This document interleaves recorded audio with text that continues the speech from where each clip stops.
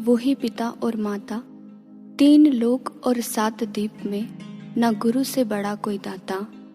सत्यता है, इस संसार में अगर हम दृष्टिपात करें तो सतगुरु से श्रेष्ठ कोई नहीं। वही एक ऐसे दाता हैं जो सदा ही ज्ञान रूपी फल को बांटकर समस्त संसार का कल्याण करते हैं, परंतु इसका लाभ केवल वही उठा पाता है जो उनके द्वारा प्रदान किए गए ज्ञान को जीवन में उतारता है। वह अपने अहम को झुकाकर गुरु आज्ञा को सर्वोपरि रखता है, अर्थात जब शिष्य स्वयं को गुरु आज्ञा के बेड़े पर सवार करता है तभी वह भवसागर से पार हो पाता है। इसी विषय में संत एकनाथ जी कहते हैं, वही साधक जीवन के लक्ष्य को प्राप्त कर पाता है जो गुरु आज्ञा में स्वयं को पूर्णतः समर्पित कर देता है। यहाँ पर समर्पण से तात्पर्य यह नहीं है कि हम स्वयं को बाहर से समर्पित कर दें, अपितु संत एकनाथ जी हमें अपने मन को गुरु आज्ञा में समर्पित करने की बात कर रहे हैं, क्योंकि जब शिष्य मन के अनुसार चलता है तो वह भक्ति मार्ग से ही भटक जाता है। वह जीवन में उस शाश्वत आनंद से वंचित ही रह जाता है। इसी संबंध में एक बार सर्वश्री आशुतोष महाराज जी ने एक जिज्ञासु को समझाते हुए कहा, एक चींटियों का दल चीनी के पहाड़ पर रहा करता था। उस दल की सभी चींटियां बहुत रिष्ट-पुष्ट थी, बस एक चींटी थी जो बहुत ही दुर्बल व कमजोर थी। कारण ढूंढने पर पता चला कि उस चींटी ने अपने मुख में नमक की एक डली रखी हुई है। तभी चीनी के पहाड़ पर रहते हुए भी वह उसका लाभ नहीं उठा पाई। ठीक इसी प्रकार यदि हमें अध्यात्म मार्ग पर आगे बढ़ना है तो मन की नमकीन इच्छाओं का त्याग करना पड़ेगा। केवल गुरु की आज्ञा रूपी चीनी का सेवन करेंगे तभी जीवन में अलौकिक मिठास की अनुभूति होगी। इसीलिए हमें गुरु आज्ञा के महत्व को समझना होगा, क्योंकि उनके द्वारा कहे गए एक एक वचन में ही साधक का कल्याण छिपा होता है। हम देखें, गुरु की दृष्टि पारदर्शी हुआ करती है, तभी वह शिष्यों के पूर्व जन्म के कर्म संस्कारों को देखकर ही हमें कोई आज्ञा प्रदान करते हैं, जिसका अनुसरण करने से हम कर्म बंधनों से मुक्त हो जाते हैं। तभी हम भक्ति पथ पर आने वाली विपरीत परिस्थितियों का डटकर सामना भी कर पाते हैं। कहते हैं, जब राजा गोपीचंद राजपाट का त्याग कर गुरु घर जाने लगे तो उनकी भक्तिमती माँ ने उनसे कहा, बेटे, गुरु शरण में तो जा रहे हो, पर ध्यान रहे वहां पर हमेशा मजबूत किले के भीतर ही रहना। गोपीचंद ने माँ के वाक्यों को सुना तो माँ से कहते हैं कि मजबूत किले में, लेकिन अब तो मुझे खुले आकाश या फिर वृक्षों की छांव तले ही रहना है। माँ समझाते हुए कहती हैं, बेटा, तुम मेरे शब्दों के भाव को नहीं समझ पाए। मजबूत किले से तात्पर्य यह नहीं है कि तुम्हें बाहरी रूप से किसी महल के भीतर निवास करना है, अपितु मजबूत किले से मेरा तात्पर्य यह है कि गुरु के वचन व उनकी आज्ञा में रहना, क्योंकि जो गुरु वचन की परिधि में रहता है वह माया, काल व सभी विकारों से बचा रहता है। इसीलिए तुम भी यदि गुरु आज्ञा की परिधि में रहोगे तो सदा सुरक्षित रहोगे। हम देखें, ठीक यही बात संत कबीरदास जी हमें भी समझाते हुए कहते हैं कि गुरु को सिर पर राखिए, चलिए आज्ञा माही, कहे कबीर ता दास को 3 लोक भय नाही। अर्थात जिसने गुरु आज्ञा के सुदृढ़ दुर्ग में रहना सीख लिया, फिर त्रिलोक में ऐसी कोई शक्ति नहीं जो उसको हानि पहुंचा सके। इसके विपरीत जो स्वयं इस दुर्ग के बाहर कदम रख देता है, उसे संसार में सिवाय दुखों के कुछ भी प्राप्त नहीं हो पाता। इसलिए संत महापुरुष हमें चेतावनी देते हुए कहते हैं, गुरु आज्ञा माने नहीं, चले अटपटी चाल, लोक वेद दोनों गए, आए सिर पर काल। अर्थात जो सतगुरु की आज्ञाओं की उल्लंघना करता है, उसके मार्ग में कदम कदम पर काल रूपी दुखों के पहाड़ आते रहते हैं। इसीलिए गुरु के दिव्य वचनों को अपने सांसारिक ज्ञान व बुद्धि की कसौटी पर ना मापें। गुरु जैसा कहते हैं वैसा करते जाएं, तभी गुरु की कृपा का पात्र बन पाएंगे। जैसे कि कृपा के पात्र बने थे योगानंद परमहंसी। कहते हैं एक बार उनके गुरुदेव युक्तेश्वर गिरि जी ने उनको आज्ञा दी कि जाओ अमेरिका में जाकर सत्य का प्रचार करो। प्रस्थान करते समय गुरु चरणों में यही प्रार्थना करते हैं कि गुरुवर, आपकी आज्ञा को मैं पूर्ण कर सकूं, बस इतनी शक्ति देना। गुरु का आशीर्वाद प्राप्त किया और अमेरिका के लिए निकल जाते हैं। समुद्री जहाज की यात्रा करते हुए कई दिन व्यतीत हो चुके थे। एक दिन एक सहयात्री ने कहा, स्वामी जी, हमें भी कुछ अध्यात्म से संबंधित व्याख्यान दीजिए ना। योगानंद जी थोड़े संकोच में पड़ गए, क्योंकि आज तक उन्होंने अंग्रेजी भाषा में किसी से अध्यात्म पर कोई वार्तालाप ही नहीं किया था। अपने गुरु युक्तेश्वर गिरि जी के साथ भी अक्सर बंगाली भाषा में बात किया करते थे, लेकिन उन्होंने गुरु आज्ञा को श्रोधार्य करते हुए सभी यात्रियों को जहाज में एक स्थान पर एकत्रित किया। 10 मिनट तक योगानंद जी केवल श्रोताओं को ही देखते रह गए, कुछ बोल ही नहीं पाए। वहां पर उपस्थित सभी को योगानंद जी के चेहरे पर उनकी मनोदशा स्पष्ट दिखाई पड़ने लगी, जिससे वहां उपस्थित सभी श्रोतागण उन पर हंसने लगे। योगानंद जी ने गुरुदेव के समक्ष प्रार्थना हेतु जैसे ही अपने नेत्रों को बंद किया तो तभी अंतःकरण से एक आवाज आई, योगानंद, तुम बोल सकते हो। और कहते हैं उसी क्षण योगानंद जी ने बोलना शुरू किया और 45 मिनट तक धारा प्रवाह अंग्रेजी भाषा में व्याख्यान करते गए। सभी ने एकाग्रता से उनके विचारों को श्रवण किया। प्रवचन के पश्चात योगानंद जी ने एकांत में जाकर बहुत प्रयास किया उन विचारों को याद करने का, परंतु उसमें से एक शब्द भी उनको याद नहीं आया। जहाज पर सभी लोग उनकी प्रशंसा कर रहे थे और उनका मस्तक अपने गुरु के श्री चरणों में झुक रहा था। सीमा पार बैठे गुरु की कृपा को देखकर उनकी आत्मा भाव विभोर हो रही थी और हृदय से यही भाव प्रस्फुटित हुए कि गुरुवर, आपका उद्देश्य तो स्वतः ही आपकी इच्छा मात्र से पूर्ण हो जाता है, इसलिए मेरी यही कामना है कि मैं अपना संपूर्ण जीवन आपकी आज्ञा में ही व्यतीत कर दूं। ठीक ऐसे ही भाव जब जब शिष्यों के रहे तो ही वह गुरु आज्ञा में स्वयं को उतार पाए। इसलिए आइए आज हम भी अपने श्री गुरुदेव के चरणों में ऐसे ही भाव रखते हुए यही प्रार्थना करते हैं, दे दो वरदान मुझको ऐसा, तेरी आज्ञा में जीवन लगा पाऊं, चमक हो जिसमें गर्व भरी, कोई ऐसा काम मैं कर जाऊं, महालक्ष्य में मेरी आहुति, हे गुरुवर अंगीकार करो, तृण मात्र ये भाव मेरा, अब चरणों में स्वीकार करो, अब चरणों में स्वीकार करो। बोले श्री सद्गुरुदेव महाराज जी की जय, सच्चे दरबार की जय। गुरु भाइयों व गुरु बहनों, यह बात है 1957 की, जिस समय सोवियत संघ ने, यूएसएसआर ने विश्व की पहली आर्टिफिशियल सैटेलाइट स्पुतनिक 1 लॉन्च की, तो अमेरिका ने इसे एक चैलेंज के रूप में लिया और नासा का गठन किया। इसके पश्चात अमेरिका के राष्ट्रपति जॉन एफ कैनेडी पहली बार जब नासा हेडक्वार्टर्स में गए तो उससे पहले उन्होंने ऐलान किया, यह घोषणा की कि दुनिया के पहले मानव को चंद्रमा पे लैंड करवाना है और इस स्पेस रेस को जीतना है। और यह प्रोजेक्ट नासा को दिया गया।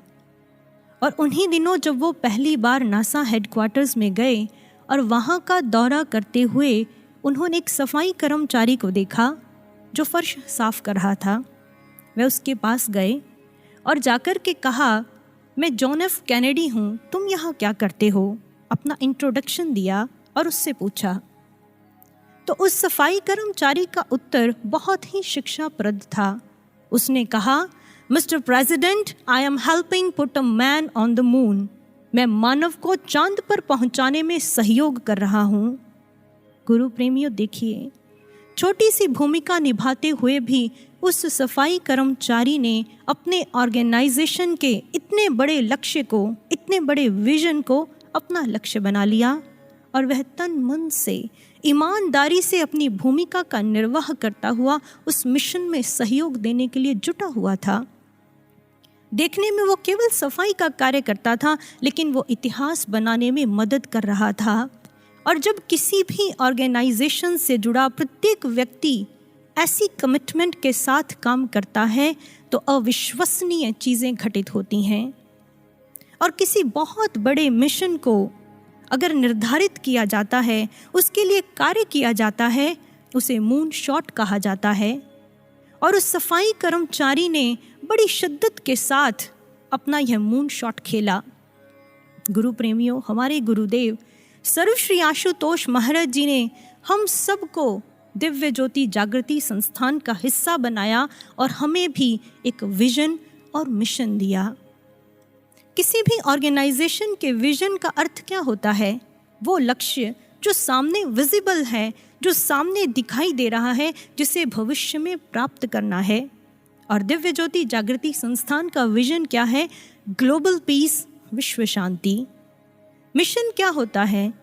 किसी भी ऑर्गेनाइजेशन का, किसी भी संस्थान का मिशन होता है वो कार्य जो संस्थान वर्तमान में कर रहा है ताकि भविष्य में उस निर्धारित लक्ष्य को, उस निर्धारित विजन को प्राप्त किया जा सके।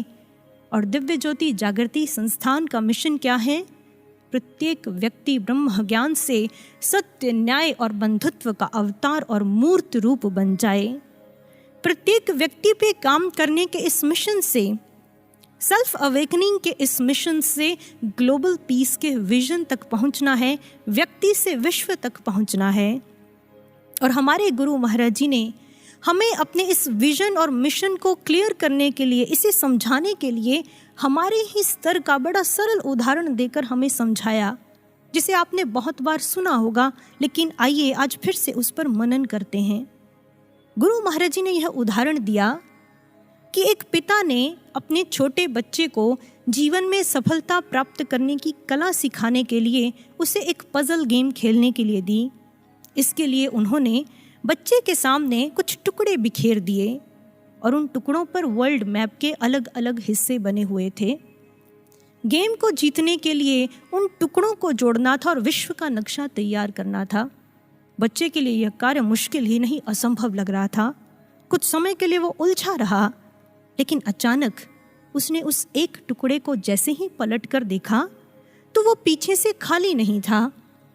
जिज्ञासावश उसने कुछ और टुकड़ों को पलट कर देखा। उसकी खुशी का कोई ठिकाना नहीं रहा, क्योंकि उसे स्पष्ट हो गया कि उन टुकड़ों के पीछे मानव की आकृति के अलग अलग हिस्से बने हुए हैं। झट से उसने सभी टुकड़ों को जोड़ दिया, मानव की आकृति के अलग अलग टुकड़ों को जोड़ दिया और पीछे वर्ल्ड मैप, वो विश्व का नक्शा अपने आप बनकर तैयार हो गया। गुरु प्रेमियों, वो पिता कोई और नहीं, हमारे गुरु महाराज जी हैं। और सामने टुकड़ों में पड़ा वर्ल्ड मैप आज के समाज की, वर्तमान विश्व की जीर्ण अवस्था है। और आप सोच रहे होंगे, हम उस पिता के पुत्र की तरह हैं जिसने उन टुकड़ों को जोड़ना है। यह बात तो ठीक है, लेकिन यहाँ पर एक बहुत ही महत्वपूर्ण तथ्य भी जुड़ा हुआ है। और वो तथ्य क्या है? जिस मानव के टुकड़े उस विश्व के नक्शे की दूसरी साइड पे हैं, वो मानव कोई और नहीं बल्कि हम ही हैं। हमारा स्वयं का बिखरा हुआ अस्तित्व है, व्यक्तित्व है, जहाँ तन मन व आत्मा में सामंजस्य न होने के कारण जीवन में इतना बिखराव है। इसलिए जोड़ने वाले वो पुत्र भी हम ही हैं और जिस मानव के टुकड़ों को जोड़ना है वो भी हम ही हैं। भौतिक रूप में देखा जाए तो यह संभव नहीं है कि जोड़ने वाला भी वही हो और जिसको जोड़ना है वो भी वही हो, लेकिन यही तो अध्यात्म की विलक्षण रीति और नीति है। जहां उस पिता ने अपने उस बच्चे को उन टुकड़ों को जोड़ने का तरीका नहीं बताया था, लेकिन हमारे करुणा निधान गुरु महाराज जी ने हमें वो तरीका भी दिया है। वो इटर्नल साइंस दी है, ब्रह्म ज्ञान। यह उदाहरण समझाने के बाद इस संदर्भ में जो गुरु महाराज ने दूसरी घोषणा की है वो क्या है? जिस दिन ब्रह्म ज्ञान की क्रांति से आपके भीतर शांति आ जाएगी, उस दिन बाहर भी शांति आ जाएगी।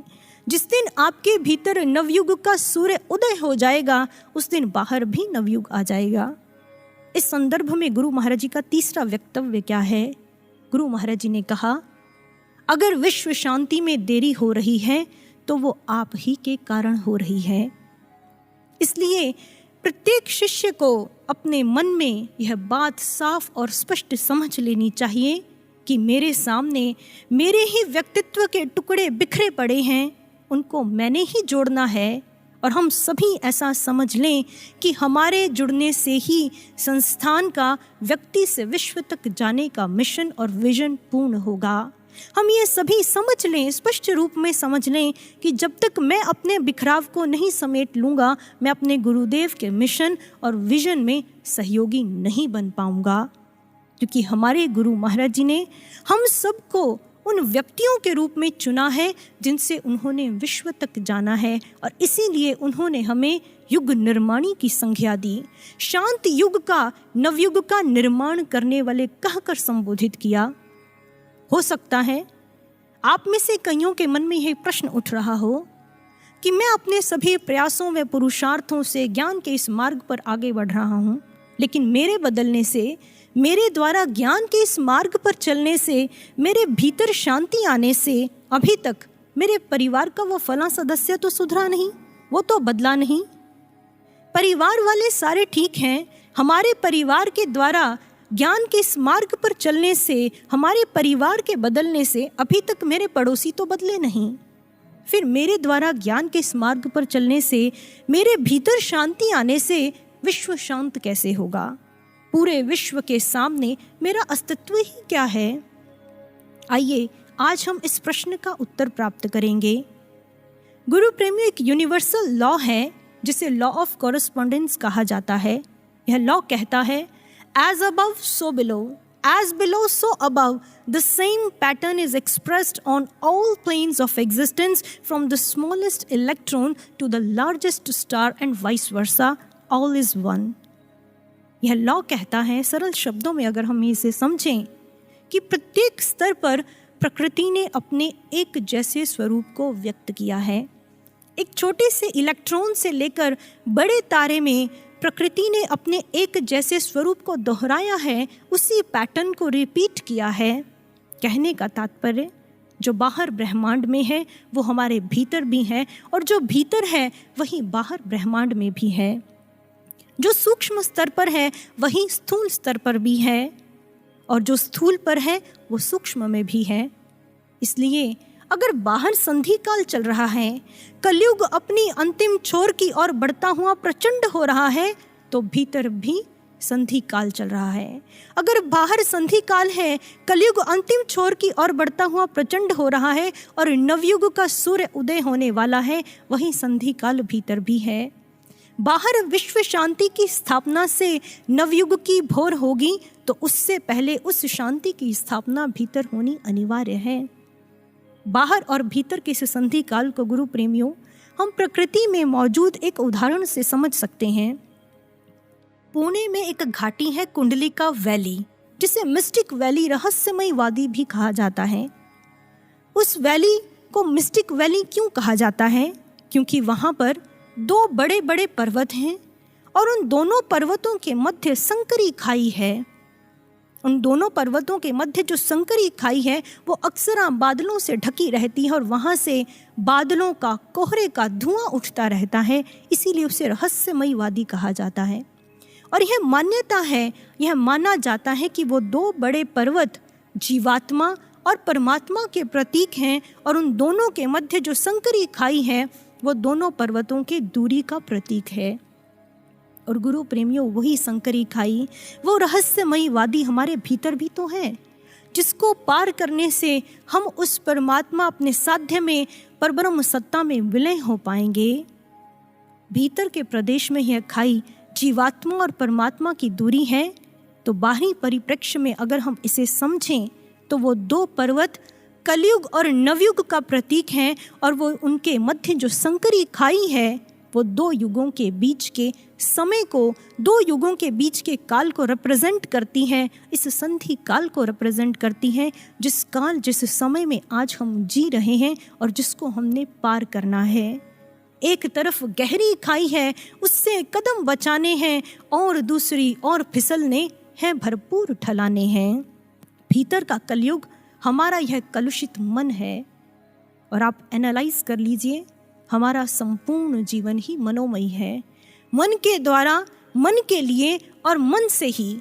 इसी कारण तो जीवन में इतना बिखराव है, इसी कारण हमारा व्यक्तित्व बिखरा हुआ है। और एक बार एक शिष्य ने गुरु महाराज जी के समक्ष प्रार्थना करते हुए कहा, गुरु महाराज जी, मैं आपके मिशन के लिए बहुत कुछ करना चाहता हूँ। गुरु महाराज जी, मैं कैसे मिशन के लिए कुछ कर सकता हूँ? जब उस शिष्य ने गुरु महाराज जी के समक्ष 2-3 बार यही प्रश्न दोहराया, तो सरलता की प्रतिमूर्ति गुरु महाराज जी ने बड़े सरल शब्दों में कहा, कुछ नहीं करना, बस अपना मन पवित्र कर लो, फिर मैं स्वयं तुम्हें अपना यंत्र बनाकर मिशन के लिए सब करवा लूंगा। कितना जबरदस्त इक्वेशन दिया हमारे गुरु महाराज जी ने कि अगर हम अपना मन पवित्र कर लेंगे, स्व कल्याण के लिए इस मार्ग पर आगे बढ़ेंगे, तो हम विश्व शांति के इस परमार्थी व बृहद मिशन के लिए स्वतः ही सहयोगी बन जाएंगे। लेकिन मन पवित्र कैसे किया जाए? वही कि हमने दूरी की उस संकरी खाई को तय करके अपने साध्य उस परब्रह्म सत्ता में विलय होना है। और गुरु प्रेमियों, श्रीमद् भगवद गीता में परब्रह्म सत्ता के विराट रूप को विश्व रूप कहकर संबोधित किया गया, विश्व मूर्ति कहा गया, विश्व तो मुखम कहा गया, विश्वमनंत रूप कहा गया। और भगवान श्री कृष्ण ने अर्जुन को युद्ध के मैदान में उसके अंतःकरण में अपने इसी विश्व रूप के दर्शन करवाए। और अर्जुन ने कहा, पश्यामि विश्वेश्वर विश्वरूप, हे विश्व के ईश्वर, मैं आपके विश्व रूप को देख रहा हूँ, आपके विश्व रूप का अपने अंतःकरण में दर्शन कर रहा हूँ। और गुरु प्रेमियों, हम जानते हैं कि उस ईश्वर और गुरु में कोई भेद नहीं है। गुरु गीता में वर्णित है, भगवान शिव माँ पार्वती को स्वयं कह रहे हैं, गुरु विना ब्रह्म नान्यत सत्यं सत्यं वरानने, कि गुरु और परब्रह्म में कोई भेद नहीं है, पर परब्रह्म सत्ता स्वयं को गुरु रूप में व्यक्त करती है। यही सत्य है, यही सत्य है। इसलिए यह स्पष्ट हो गया कि हम सबके भीतर हमारे गुरु महाराज जी का विश्व रूप समाहित है, हम सबके भीतर हमारे सदगुरु का विश्व रूप समाहित है।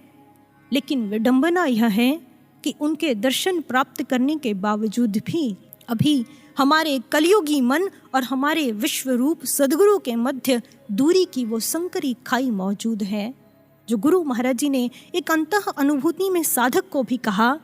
गुरु महाराज जी ने कहा, निस्संदेह मैं आप सब में रम चुका हूँ, लेकिन आपका अभी मुझ में रम जाना बाकी है। हमारे गुरु महाराज जी कह रहे हैं कि मैं आप सब में रम चुका हूँ। हमारे गुरुदेव सर्वश्री आशुतोष महाराज जी हम सब में रम चुके हैं, लेकिन हमारा अभी हमारे गुरुदेव में रम जाना बाकी है। और इसके लिए उस कलयुगी मन को उस परब्रह्म सत्ता में विलय करना होगा। हमारे कलयुगी मन और हमारे विश्वरूप गुरु महाराज जी के मध्य जो दूरी की संकरी खाई मौजूद है, इसे इस संधि काल में तय करना होगा। और उस विश्वरूप सदगुरु में विलय होकर हम अपने छोटे से अस्तित्व में भी पूरे विश्व को प्रभावित कर पाएंगे और विश्व शांति के दूत बन पाएंगे और युग निर्माणी बन पाएंगे। इसलिए व्यक्ति से विश्व तक जाने के लिए हमें मनोमयी से विश्वरूप गुरुमयी होना होगा, मनोमयी से आशुमयी होना होगा। लेकिन इस यात्रा को कैसे तय किया जाए, इस दूरी को कैसे खत्म किया जाए? चलिए अब हम इस यात्रा पर निकलते हैं।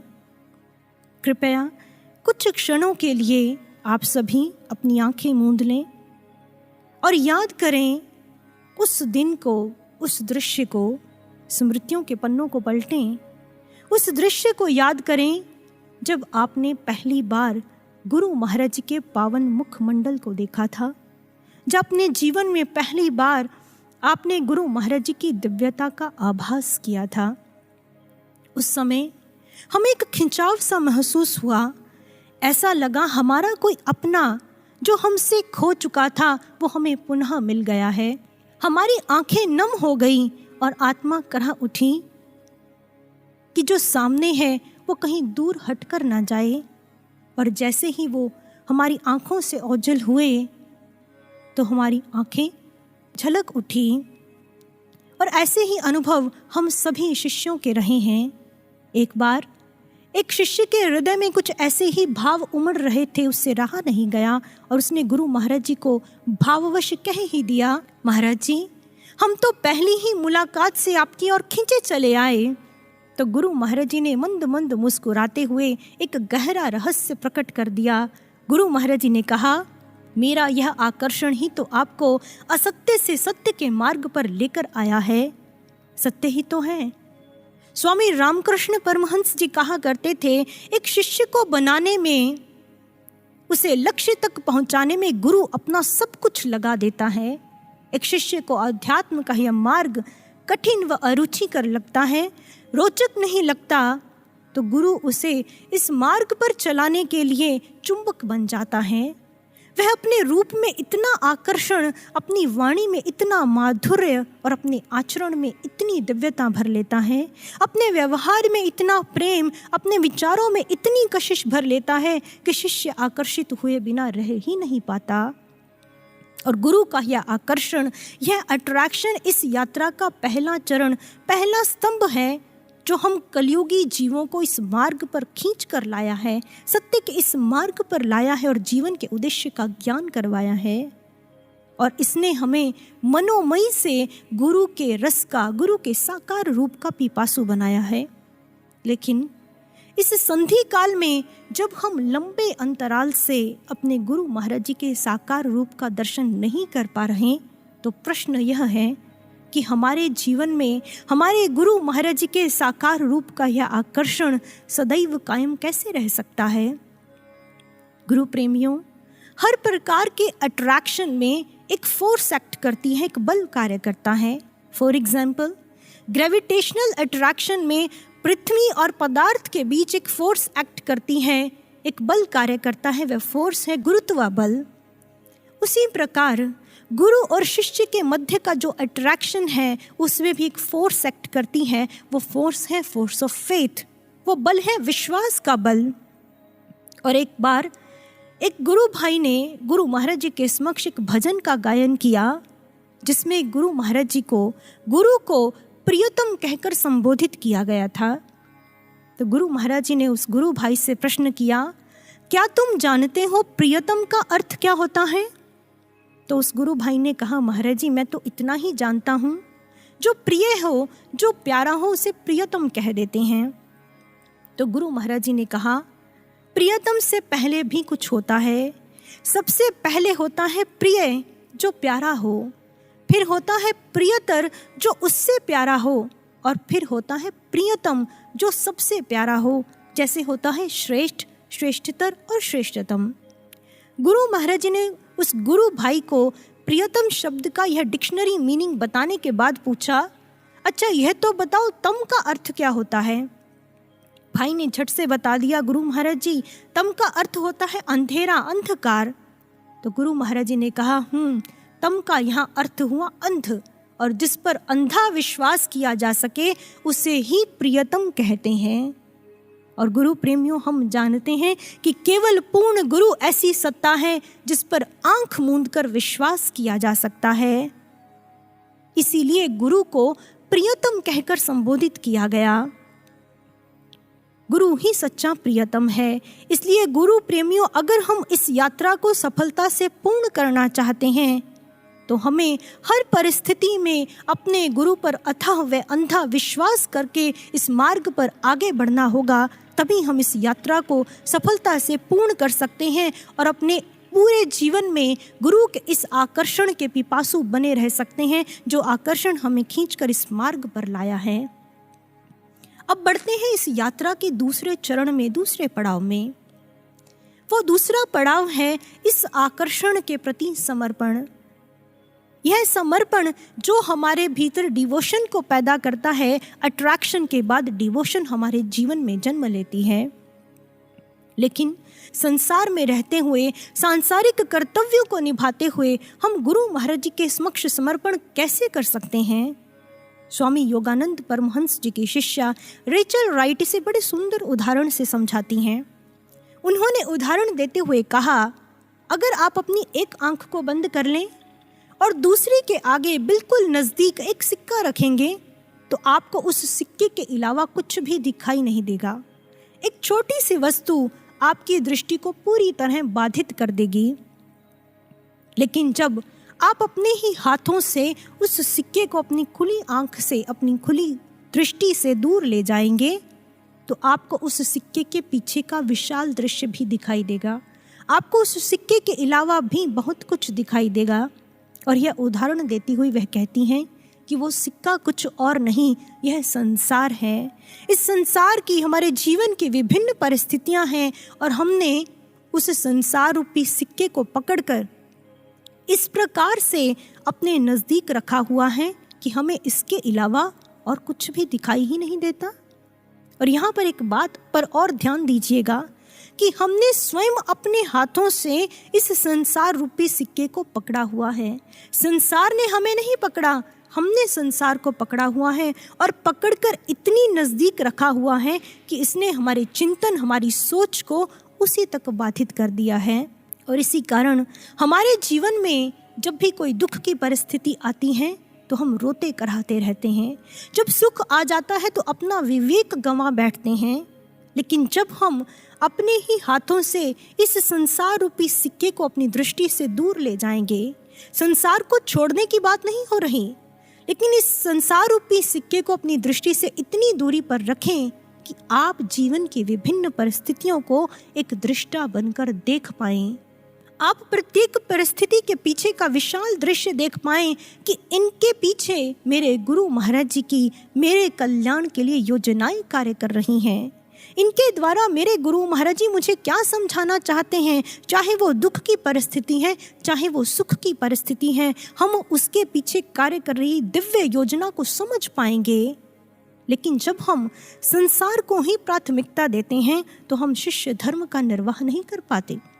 लेकिन जब शिष्य धर्म का अच्छे से निर्वाह करते हैं, शिष्य के कर्तव्य, सेवा, साधना, सुमिरन, सत्संग, इन सब को प्रत्येक स्थिति में अच्छे से निभाते हैं तो हमें सभी सांसारिक कर्तव्यों को निभाने का विवेक और सही ढंग प्राप्त होता है। वह सांसारिक कर्तव्यों में हमारा कोई नुकसान नहीं हो जाता, बल्कि सारे सांसारिक कर्तव्य अपने आप को शिष्यत्व के कर्तव्यों के साथ बैलेंस कर लेते हैं, संतुलित कर लेते हैं। और इसीलिए यह उदाहरण देते हुए रेचल राइट ने कहा, When he is first, everything else will fall into proper focus। इसलिए संसार में रहते हुए हमारा फोकस सदैव हमारे गुरु पर रहे और हम शिष्य धर्म को ही प्राथमिकता दें। यही सच्चे समर्पण का भाव है और इस यात्रा के लिए अनिवार्य दूसरा पक्ष है जो हमें गुरु के साकार रूप के पिपासु के साथ साथ शिष्य भी बनाता है, गुरु का सच्चा शिष्य बनाता है और हम सांसारिक कर्तव्यों को निभाते हुए भी ज्ञान के इस मार्ग पर आगे बढ़ सकते हैं। गुरु प्रेमियों, साधकों को ऐसी बहुत सी अंतः अनुभूतियां हुई जिनके द्वारा गुरु महाराज जी प्रतीकात्मक रूप से बहुत गहरा संदेश देते हैं। ऐसी ही एक अनुभूति में साधक ने देखा कि गुरु महाराज जी एक पर्वत पर विराजमान हैं और शिष्य दूसरे पर्वत पर हैं और उन दोनों पर्वतों के मध्य संकरी खाई है। अनुभव में देखे इस दृश्य को आप मिस्टिक वैली रहस्यमय वादी के दृश्य से कंपेयर करके भी समझ सकते हैं, जिसके बारे में आपने विचारों में पहले सुना। और वो साधक अनुभव में क्या देख रहा है कि एक पर्वत पर गुरु महाराज जी हैं, दूसरे पर शिष्य हैं, उन दोनों पर्वतों के मध्य संकरी खाई है और गुरु महाराज जी तक पहुंचने के लिए उस खाई को पार करना है। लेकिन उस खाई को पार करने के लिए दोनों पहाड़ों के मध्य ना ही तो कोई पुल है और ना ही कोई रस्सी है, बल्कि इन दोनों पहाड़ों को जोड़ने वाली एक तीखी तलवार है जिस पर चलकर जाना है। और वो साधक देख रहा है अनुभव में, जैसे ही कुछ शिष्य उस तलवार पर चले उनके पांव डगमगाते हैं, रक्त की धाराएं भी बहती हैं, मन भी विचलित होता है। लेकिन यह क्या, एक गुरु महाराज जी सामने हैं जिन तक पहुंचना है और गुरु महाराज जी का एक सूक्ष्म रूप उन शिष्यों का हाथ थामकर उस तीखी तलवार पर उन्हें आगे बढ़ा रहा है, जिसके कारण उन्हें वैसा कष्ट नहीं हो रहा जैसा देखने में लग रहा है। इस अनुभव से जो संदेश प्राप्त हो रहा है, गुरु महाराज जी ने प्रत्यक्ष रूप में भी अपने मुखारविंद से यह संदेश हमें दिया है। एक बार गुरु महाराज जी ने कुछ शिष्यों को किसी सेवा कार्य के लिए भेजा था और उस सेवा कार्य को करते हुए वो शिष्य एक ऐसी परिस्थिति में फंस गए जिससे निकलना मुश्किल ही नहीं, उन्हें असंभव लग रहा था। लेकिन गुरु महाराज जी की कृपा से कैसे वो उस परिस्थिति से सुरक्षित निकले उन्हें पता ही नहीं चला और आकर के गुरु महाराज जी को सारी बात बताई कि महाराज जी कार्य बहुत कठिन था, मुश्किल में फंस गए थे, लेकिन आपकी कृपा ने सब करवा लिया। तो गुरु महाराज जी ने उस सेवा कार्य के विषय में कोई बात न करते हुए सीधा सीधा कहा, भक्ति का मार्ग खांडे की धार है ना। और फिर मुस्कुराते हुए गुरु महाराज जी ने कहा, लेकिन यहाँ तो किसी को लग ही नहीं रहा। और सिंहासन पर विराजमान गुरु महाराज जी थोड़ा आगे की ओर हुए और विराट वाणी में कहा, हम कभी लगने भी नहीं देंगे। गुरु महाराज जी के यह वचन कि भक्ति का मार्ग खांडे की धार है, लेकिन यहाँ किसी को लग नहीं रहा और हम कभी लगने भी नहीं देंगे। परंतु प्रश्न यह है गुरु प्रेमियों, अगर यह मार्ग खांडे की धार पर चलने जैसा कष्टदायक है, लेकिन गुरु महाराज जी इतना कष्टदायक लगने भी नहीं देंगे, तो यह तीखी धार मौजूद ही क्यों है? गुरु प्रेमियों, ताकि हमारे जीवन में मनोमय से विश्वरूप गुरुमय होने की इस यात्रा का तीसरा चरण व तीसरा पड़ाव आ सके। वो तीसरा चरण, वो तीसरा पड़ाव क्या है? आइए एक इतिहास की घटना से समझते हैं। त्रेता युग में जब राम रावण युद्ध हुआ और रावण ने अपने ही भाई विभीषण को श्री राम जी के पक्ष से लड़ते हुए देखा तो बहुत क्रोधित हुआ और उसने विभीषण का वध करने के लिए शक्ति बाण का संधान किया। जैसे ही वो शक्ति बाण विभीषण तक पहुंचने वाला था, प्रभु श्री राम स्वयं आगे आ गए और विभीषण को पीछे कर दिया। और प्रभु की लीला देखिए कि प्रभु उस शक्ति बाण के लगने से मूर्छित हो गए। अब तक रावण ने जितने भी तीर प्रभु की ओर चलाए थे वो सब टकराकर वापस चले गए, लेकिन प्रभु ने इस शक्ति बाण का प्रत्युत्तर क्यों नहीं दिया? एक तरफ उन्होंने विभीषण को संकट से बचा लिया, लेकिन दूसरी तरफ उसके संकट को और भी बढ़ा दिया स्वयं बेसुध होकर। लेकिन प्रभु जानते थे कि मैंने विभीषण को लंकेश का संबोधन तो दे दिया, लेकिन इसमें लंकेश बनने के लिए अनिवार्य निर्भयता भी तो होनी चाहिए। और वही हुआ जैसा प्रभु चाहते थे। श्री रामचरित मानस में गोस्वामी तुलसीदास जी लिखते हैं, लागे शक्ति मुरुछा कछु भई, प्रभु कृत खेल सुरन बिकलई, देखी विभीषण प्रभु श्रम पायो, गही कर गदा क्रुद्ध होई धायो। जैसे ही प्रभु मूर्छित हुए, प्रभु का प्रत्यक्ष सहारा विभीषण के लिए ओझल हुआ तो वो अपनी गदा लेकर रावण पर टूट पड़ा। वो विभीषण जिसने आज तक लंका में कभी भी शक्ति से रावण का प्रतिकार नहीं किया था, आज वो पूरी शक्ति लगाकर उस बलशाली रावण के साथ युद्ध कर रहा था। जैसे प्रभु ने लंकेश बनने से पहले ही विभीषण को लंकेश का संबोधन दे दिया और उसके बाद उसके समक्ष ऐसी परिस्थितियों का निर्माण किया ताकि उसमें लंकेश के गुण आ सकें, वैसे ही हमारे गुरु महाराज जी ने भी हमें युग निर्माणी की संख्या भी पहले ही दे दी। अभी हम बने नहीं थे, लेकिन आज हमें युग निर्माणी बनाने के लिए गुरु महाराज जी ने हमारे समक्ष परिस्थितियां लाकर खड़ी कर दी हैं।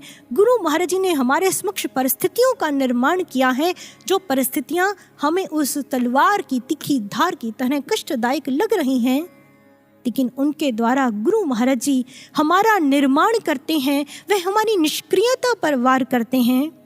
और गुरु की ऐसी कार्यशैली के लिए स्कंद पुराण में कहा गया, करुणा खड्ग पातेन चित्वा पाशष्टकं शिशो। करुणा और खड्ग दोनों शब्दों में बहुत विरोधाभास है।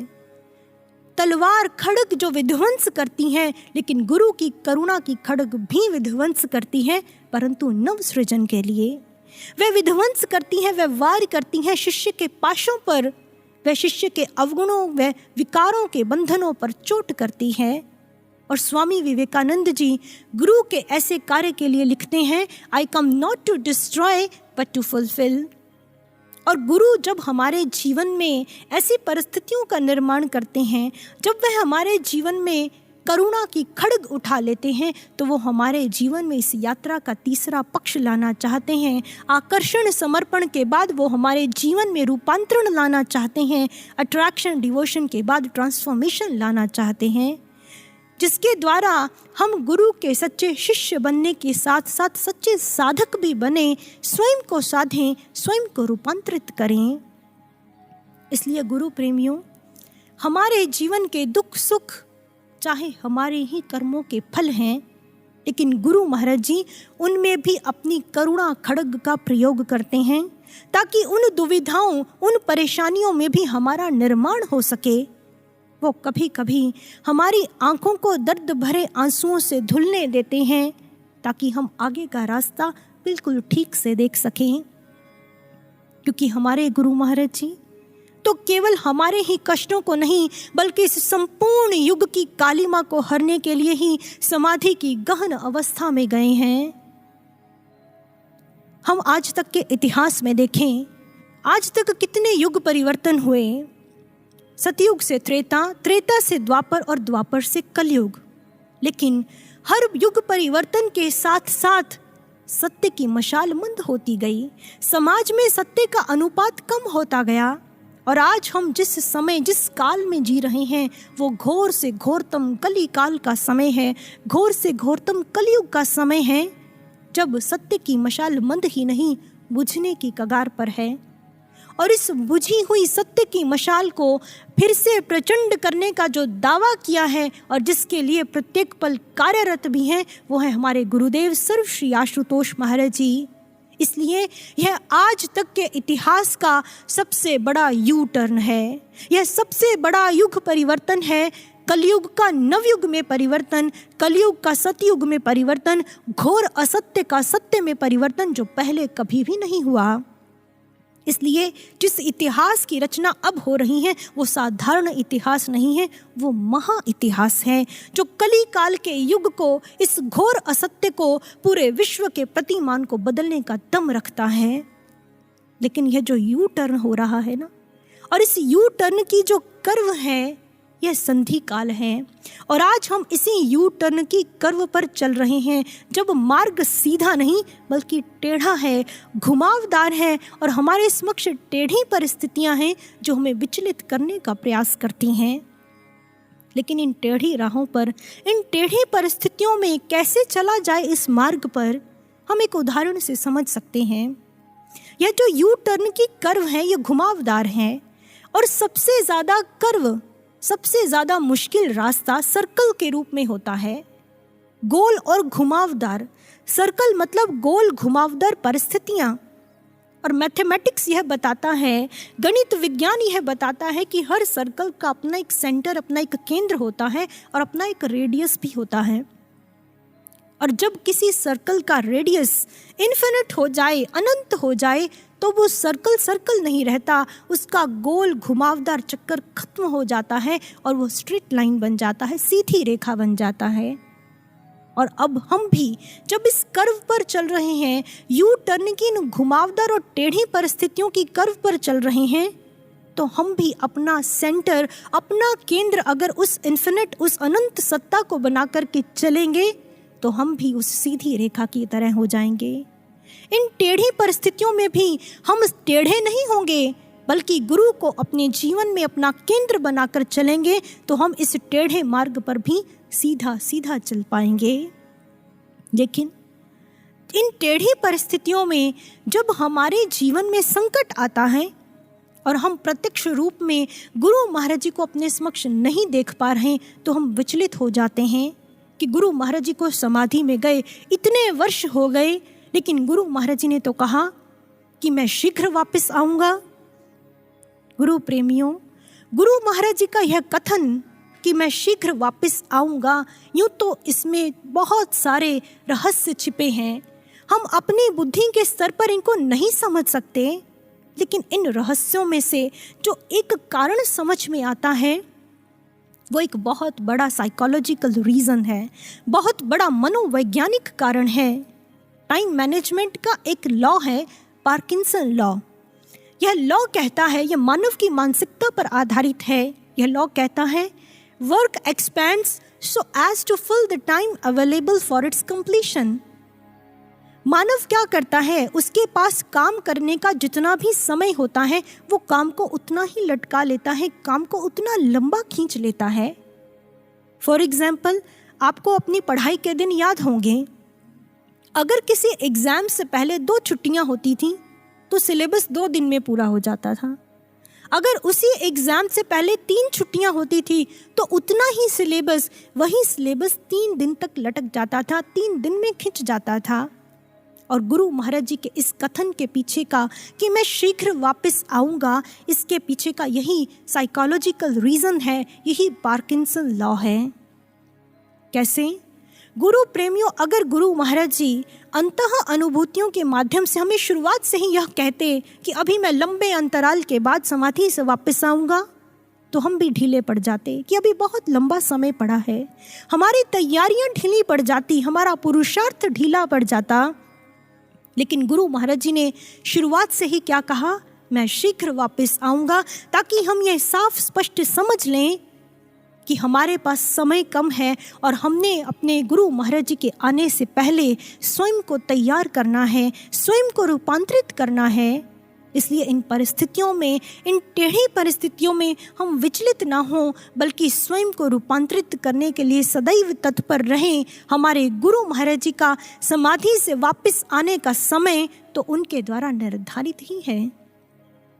एक वो इतिहास था गुरु प्रेमियों, जब शबरी ने बेरों को पहले चखा ताकि प्रभु को उनकी खटास न मिल सके। लेकिन एक आज का इतिहास है, जब हमारे गुरु महाराज जी हमारे ही कर्मों के फल को हम तक पहुंचने से पहले चखते हैं ताकि उनकी खटास हमें न मिल सके, क्योंकि वो हमारी वेदना के हमदर्दी नहीं हैं, वो हमारी वेदना के समदर्दी हैं। अगर हमारा हृदय वेदना से भरा है तो वो हमारे हृदय की धड़कन बन उसे महसूस करते हैं। अगर हमारी आंखें नम हैं तो उनका दामन भी कहाँ सूखा है। अगर हम प्रतीक्षारत हैं तो उनकी प्रतीक्षा हमसे भी तीव्र है। स्वामी योगानंद परमहंस जी कहा करते थे, Unless and until you go back to him, you will suffer. And at the same time, he also suffers because he craves your love. जब तक आप उस सत्ता तक नहीं पहुंचते हैं, जब तक आप अपने साध्य गुरुदेव तक नहीं पहुंचते हैं तो आप कष्ट पाते हैं। यहाँ तक तो ठीक है, लेकिन उन्होंने कहा इसके साथ साथ आपके साथ वैसा ही कष्ट उस सत्ता को भी महसूस होता है, वैसा ही कष्ट आपके साध्य गुरुदेव को भी महसूस होता है, क्योंकि वो आपके प्रेम को पाने के लिए निरंतर तरसते हैं। अगर आप तरस रहे हैं तो वो भी आपसे ज़्यादा तीव्रता से तरस रहे हैं आपके प्रेम को पाने के लिए। इसीलिए गुरु महाराज जी हमसे क्या कहते हैं, प्रतीक्षा है तीव्र जितनी तुझको मेरे आने की, इच्छा मेरी बढ़कर उससे अपना तुझे बनाने की। आकुल तेरा हृदय जब पीड़ा से, मैं चैन कहाँ फिर पाता हूँ, तेरी सिसकियों के शोर को अपने मौन में मैं समाता हूँ। लवण अश्रु तेरे नयन में तो मेरा दामन कहाँ सूखा है, मुक्त हस्त मिलूंगा तुझसे, भविष्य नहीं तेरा रूखा है। अंतर्यामी मानते हो पर आभास यह होना बाकी है, मुझसे मिलने से पहले ज़रूरी मन का होना बाकी है।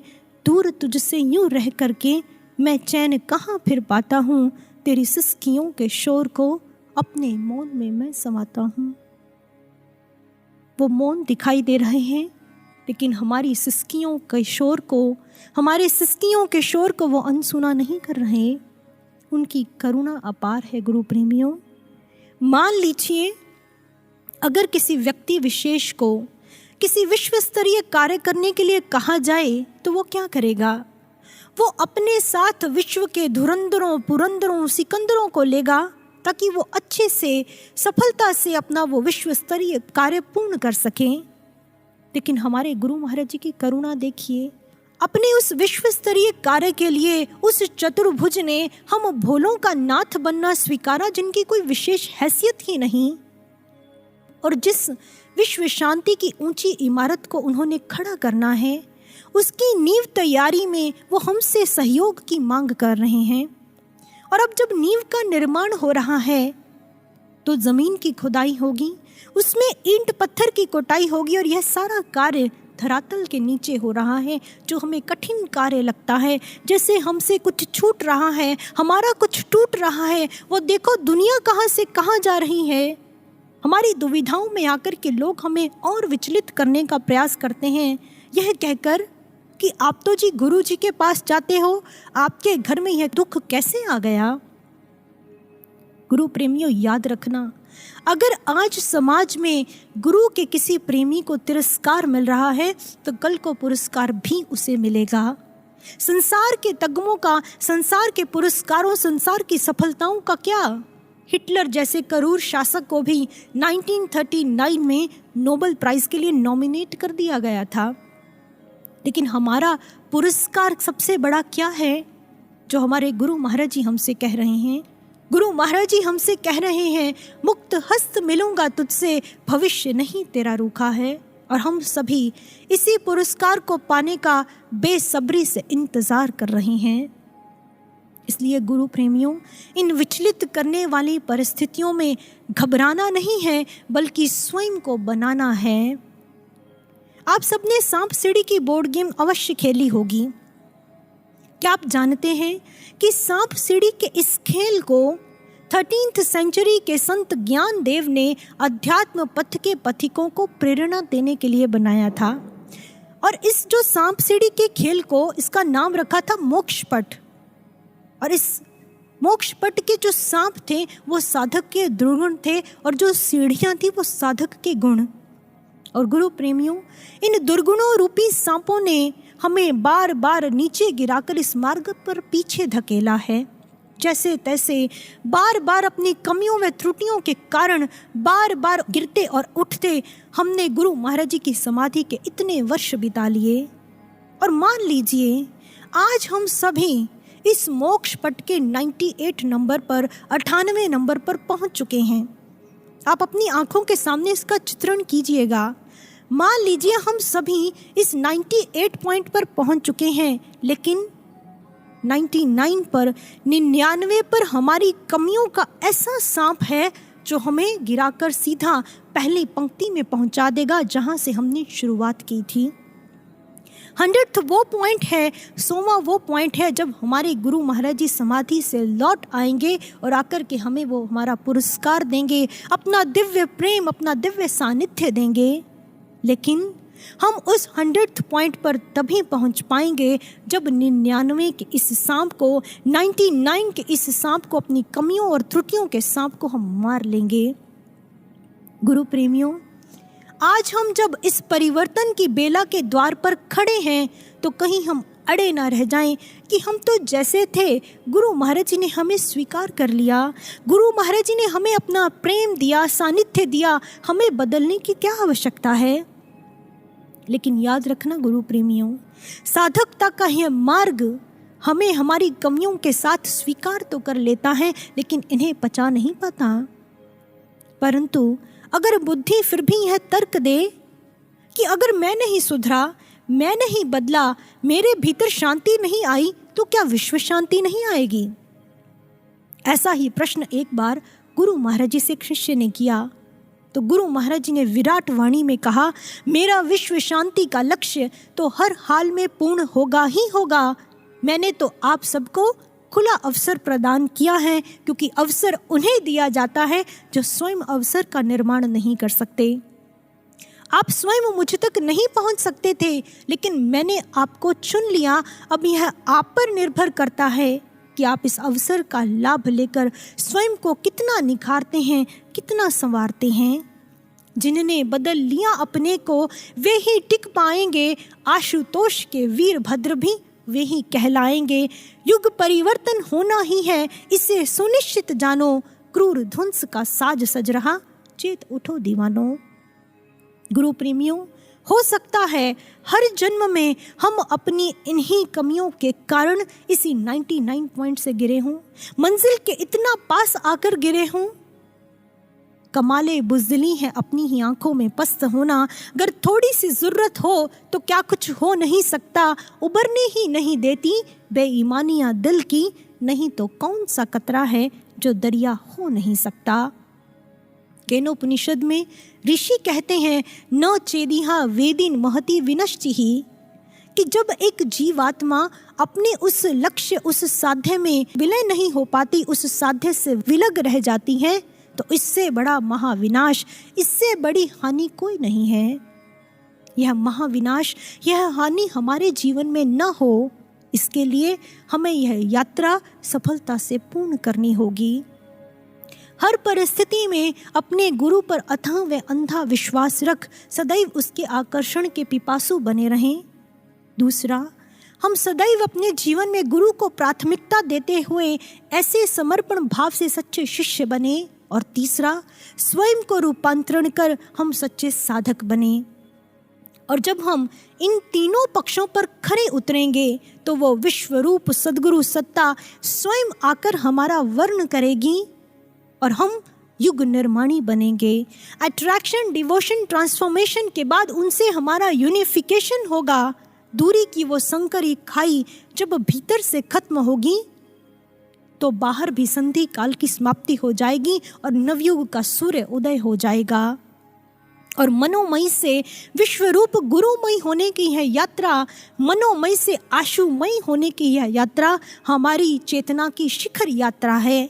हम सत्य, न्याय व बंधुत्व के अवतार और मूर्त रूप बन गुरु महाराज जी के व्यक्ति से विश्व तक जाने के मिशन और विजन को पूर्ण कर पाएंगे, चाहे हम भौतिक संसाधनों से संपन्न हैं या नहीं। इस पूरे विश्व के प्रतिमान के सामने अपने छोटे से अस्तित्व में अपनी छोटी सी भूमिका निभाते हुए भी हम पूरे विश्व को प्रभावित कर पाएंगे। हम विश्व शांति के दूत बन जाएंगे और उस सफाई कर्मचारी की तरह हम भी अपना मून शॉट खेल पाएंगे। इसी शुभ संकल्प के साथ इन विचारों को, इन शब्दों को यहीं पर विराम देते हैं। बोलिए श्री सद्गुरु महाराज जी की जय, सच्चे दरबार की जय, सर्व श्री आशुतोष महाराज जी की जय। बोलिए श्री सद्गुरुदेव महाराज जी की जय, सच्चे दरबार की जय, सर श्री आशुतोष महाराज जी की जय। भगवत प्रेमियों, इस सत्संग में आप सभी लोगों ने श्रवण किया गुरु महाराज जी के आज्ञाओं का उल्लंघन करने का परिणाम क्या हमें मिलता है। इस परिणाम में महाराज जी अपने शिष्य को उनके कर्तव्यों के हिसाब से परिणाम देते हैं और जो शिष्य ज़्यादा साधना, सुमरन, सत्संग, प्रवचन करते हैं उनका परिणाम कुछ अलग होता है। जो साधना सुमरन नहीं करते हैं, अज्ञानता के मार्ग पर चलते हैं, उनका परिणाम अलग होता है। तो साधक प्रेमी, आप पर निर्भर करता है कि आप किस प्रकार से अपने जीवन में परिणाम हासिल करना चाहते हैं। उसी तरीके से आप कार्य करते रहिए, जिससे आपको महाराज जी की तरफ से एक अच्छा और सरल परिणाम मिले, जिसका फल मीठा हो। और हमें साधना सुमरन करते रहना चाहिए, जिससे महाराज जी की कृपा बनी रहे।